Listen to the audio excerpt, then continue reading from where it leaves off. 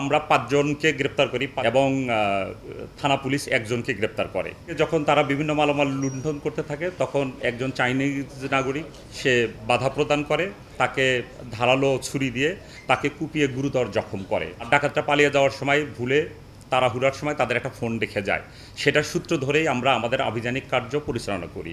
আপনারা জানেন যে র্যাপিড অ্যাকশন ব্যাটালিয়ন ডাকাতি, চাঁদাবাজি, হত্যা, ছিনতাই, অপহরণ ও প্রতারণা সহ বিভিন্ন অপরাধে জড়িত ব্যক্তিদের গ্রেপ্তার করে সাধারণ জনগণের আস্থা অর্জন করতে সক্ষম হয়েছে। তাছাড়া বিপুল পরিমাণ অবৈধ অস্ত্র, গোলাবারুদ ও মাদক উদ্ধার করে র্যাব দেশের আইন শৃঙ্খলা রক্ষায় প্রশংসনীয় অবদান রাখছে।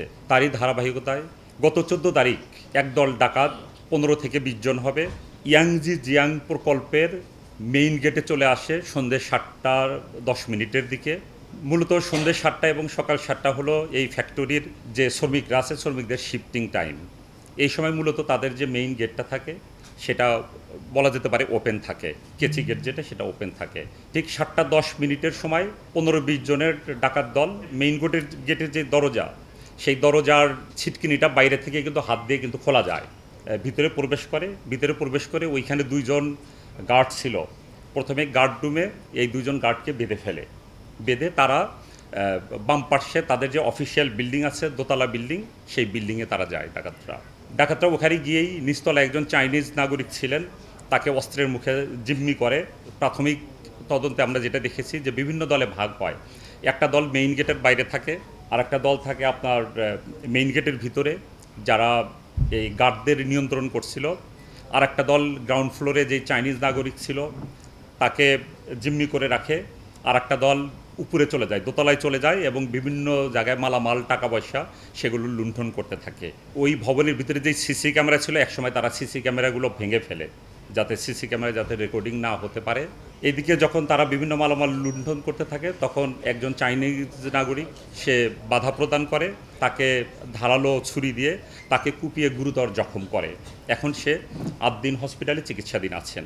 আমরা র্যাপিড অ্যাকশন ব্যাটালিয়ন খবর পাওয়া মাত্রই ঘটনাস্থলে আমাদের টিম ছুটে যায়। আমি নিজেও ব্যক্তিগতভাবে ঘটনার পরপর আমরা ঘটনাস্থল পরিদর্শন করে ওইখানকার যে তথ্যপাত্র সেটা আমরা সংগ্রহ করি। এখানে আমাদের জন্য সুবিধা হয়েছে যে আমরা কিছু সিসিটিভির যে ফুটেজ আমরা সংগ্রহ করতে পেরেছি। আর ডাকাতরা পালিয়ে যাওয়ার সময় ভুলে তাড়াহুড়ার সময় তাদের একটা ফোন রেখে যায়। সেটার সূত্র ধরেই আমরা আমাদের আভিযানিক কার্য পরিচালনা করি।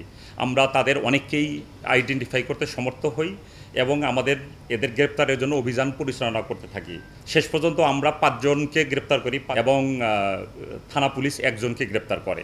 আমরা তাদের পজিশন থেকে 3টি বিদেশি দামি ব্র্যান্ডের ঘড়ি আমরা উদ্ধার করি, লুণ্ঠিত ঘড়ি। আমরা 2টা মোবাইল ফোন পাই এবং 15,700 টাকা আমরা উদ্ধার করি।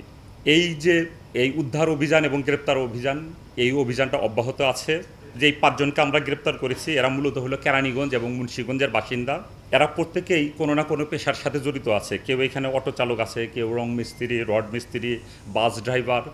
তারা এইসব সাধারণ কার্যকর্মের পাশাপাশি তাদের জিজ্ঞাসাবাদে যেটা আমরা জানতে পেরেছি যে তারা মোটামুটি তাদের দরিদ্রতার জন্যই তারা এই ঘটনাটা ঘটিয়েছে। আমাদের প্রাথমিক জিজ্ঞাসাবাদে আমরা এই তথ্যটাই পেয়েছি।